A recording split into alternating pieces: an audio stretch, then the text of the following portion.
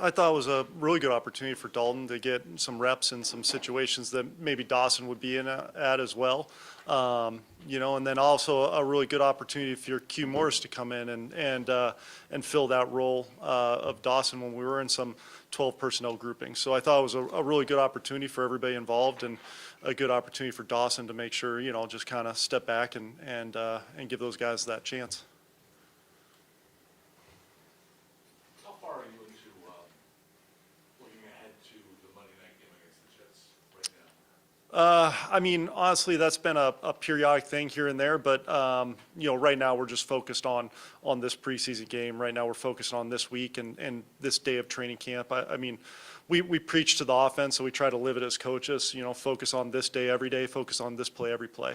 So we try to be where our feet are and make sure we're going full steam ahead, getting better as a team right now, but full well knowing the task at hand when the season rolls around. Given how they gave you fits last year, it seems they were the one team that seemed to have on defense that had you kind of figured out that like some of your lowest production.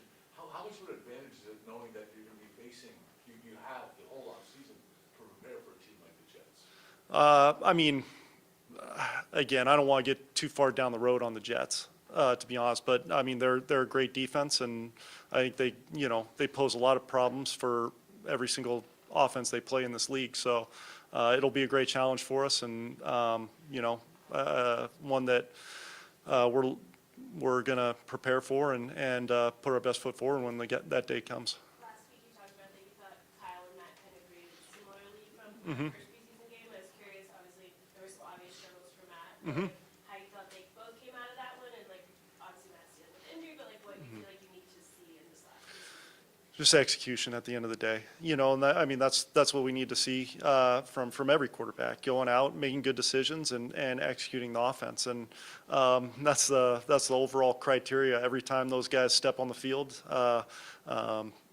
Execute this offense, make good decisions, and when we make good decisions, we feel like everything else takes care of itself. Do you feel like you've seen Kyle take those steps forward, that to feel like he can have that execution in this offense? Has he progressed over the course of camp?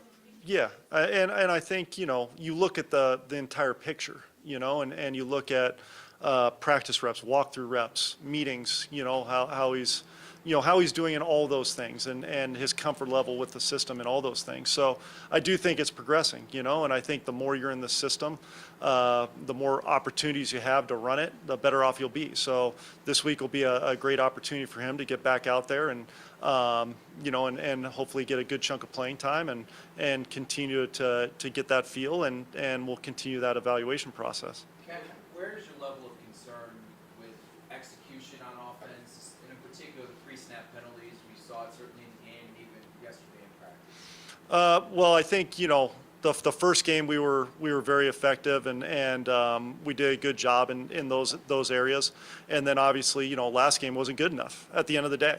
And it's something, which is why we got to put a premium on practice and put a premium on making sure we're locked in, focused every single play, focused on this play every play.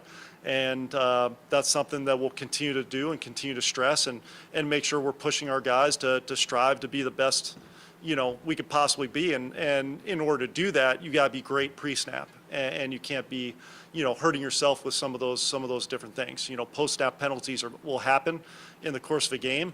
Let's control the controllables, and a lot of those are some of those pre-snap things.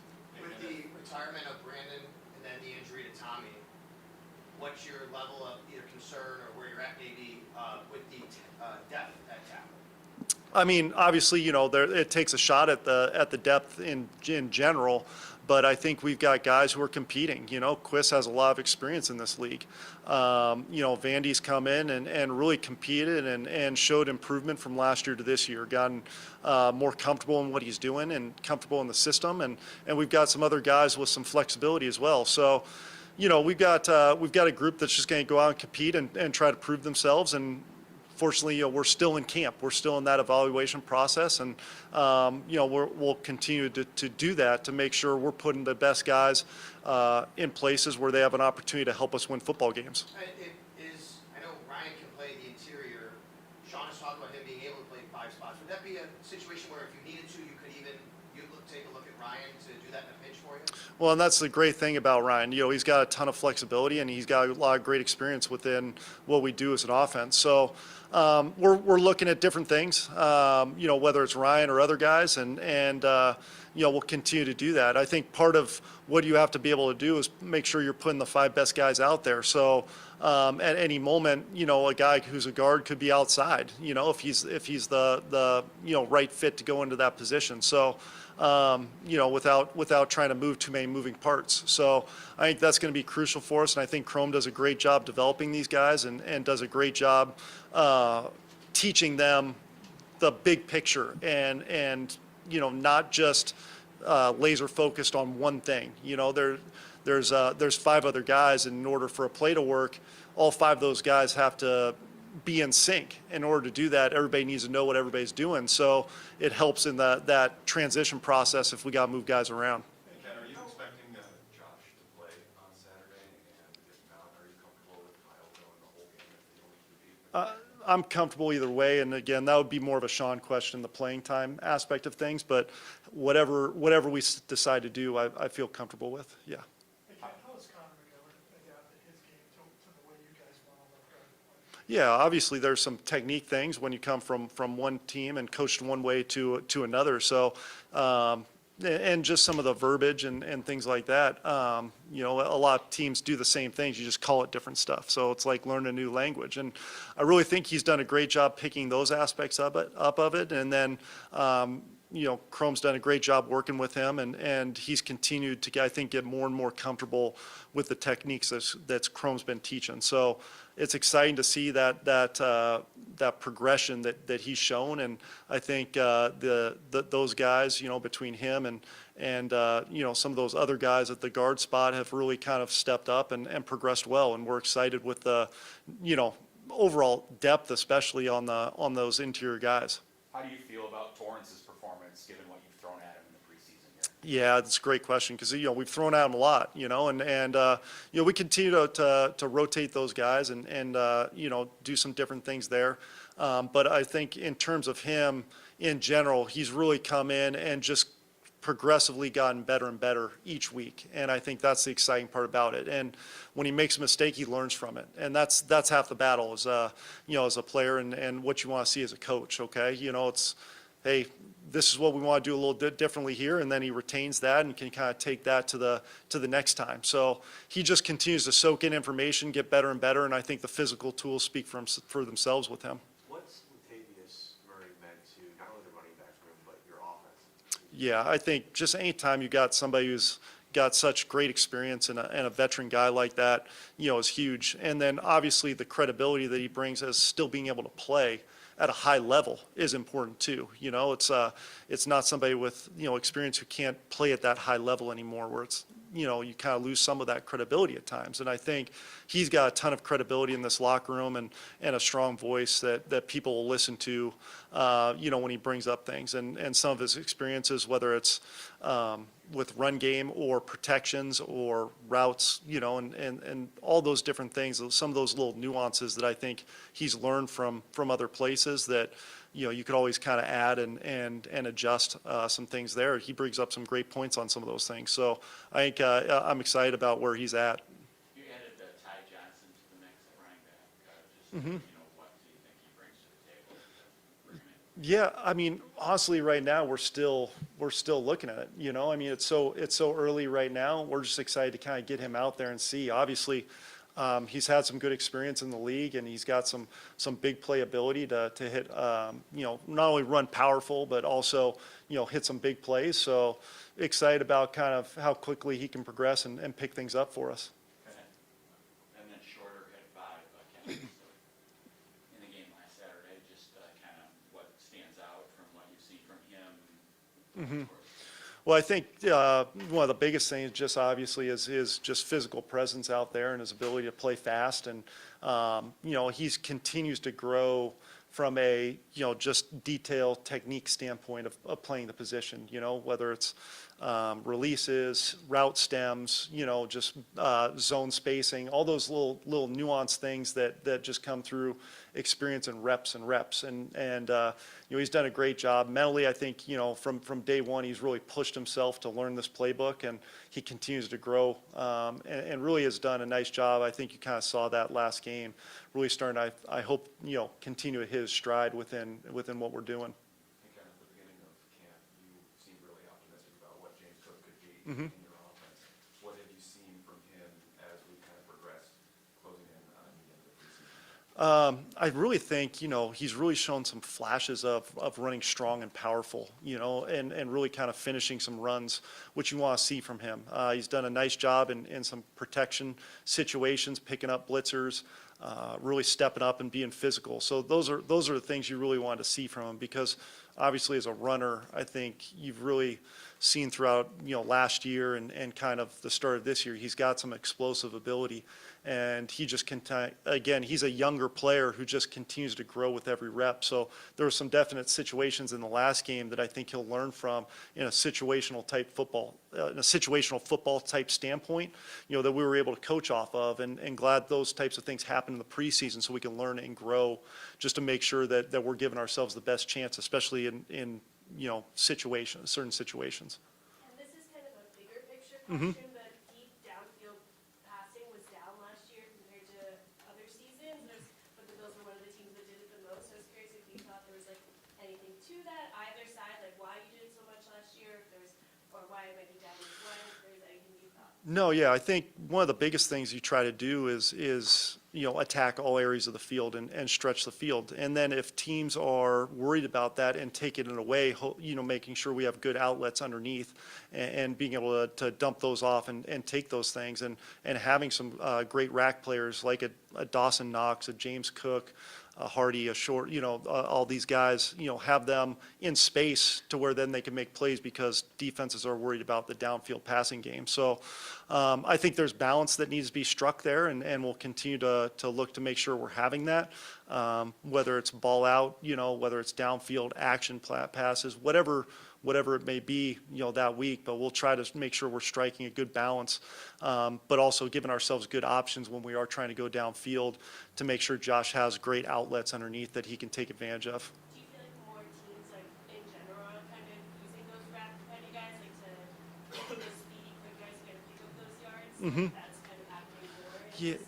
Yeah, and I think you just, you see this league, it's not getting slower. It just keeps getting faster, and even as the guys get bigger, they still are getting faster, So rack is such a huge part of this league, and we continue to stress that, and continue to try to make sure we're putting our guys in position where they can do those types of things. And I think we've got guys who can do that. And you look at those guys we mentioned. You look at a guy like Steph Diggs and Gabe.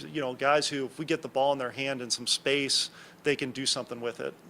You guys talked about how it would be a big offseason for Spencer, putting the back injury behind him.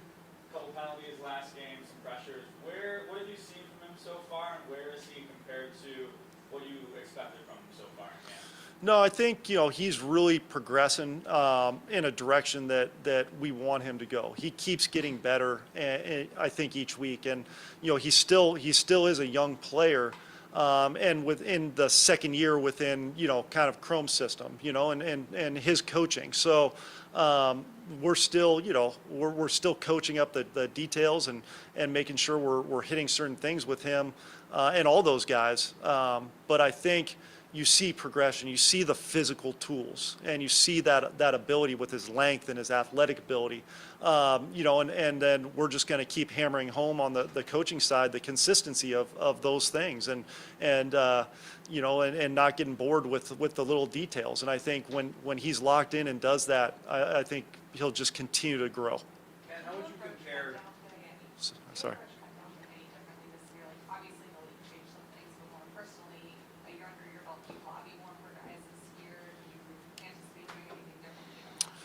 I mean, it's always the hardest day. It's a painful day, especially as a former player going through those days and you know, having to deal with it myself and having friends who had to deal with it. So it's a day that, you know, I kind of take, you know, personally you know, I don't envy those guys in those situations, but you know, the process leading up to it, I think we do a great job as a staff and organization communicating and making sure that at the end of the day, every single decision that is made has been talked about and worked through and in the best interest of this football team to help us win games.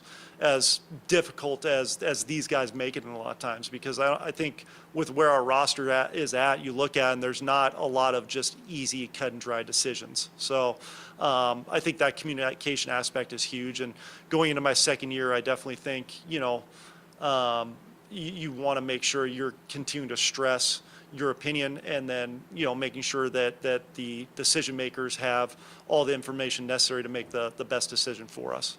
Ken, how do you feel the intensity Stephon brings on a day-to-day basis compares this camp and preseason to others in years past? God, you know, it's a great question because he's come in and just been great. I mean, he's provided a lot of energy for us every single day.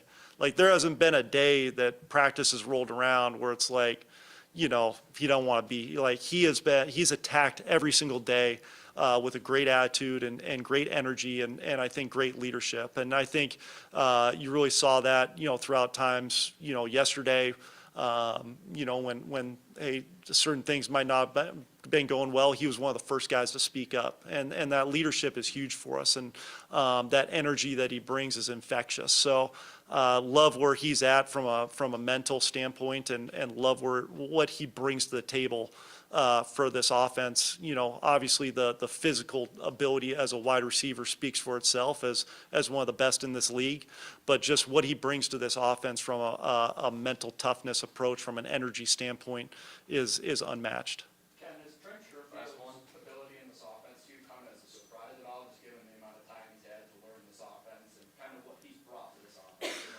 I mean, to be honest with you, I didn't, you know, you look at a guy when you bring him in as a free agent, you know, and everything, you look at and evaluate tape and everything, and, you know, there were some traits that stood out, but I just didn't know how good Trent can be, you know, when he first got here. I really didn't. I thought, you know, he'd be a great piece for us and a guy who would compete for a spot and everything, but I mean, he's really come in and opened some eyes, you know, not only on the coaching staff, but throughout the trust of the quarterback room and the wide receiver room, just all the different things that he does, not only, you know, as a pass catcher, but as a blocker and just, and as a teammate. You know, I think he's been tremendous kind of coming in here and just continues to get, reps at some different spots and just takes advantage of every single time he's out on the field. And he's been a great surprise for us, you know, coming into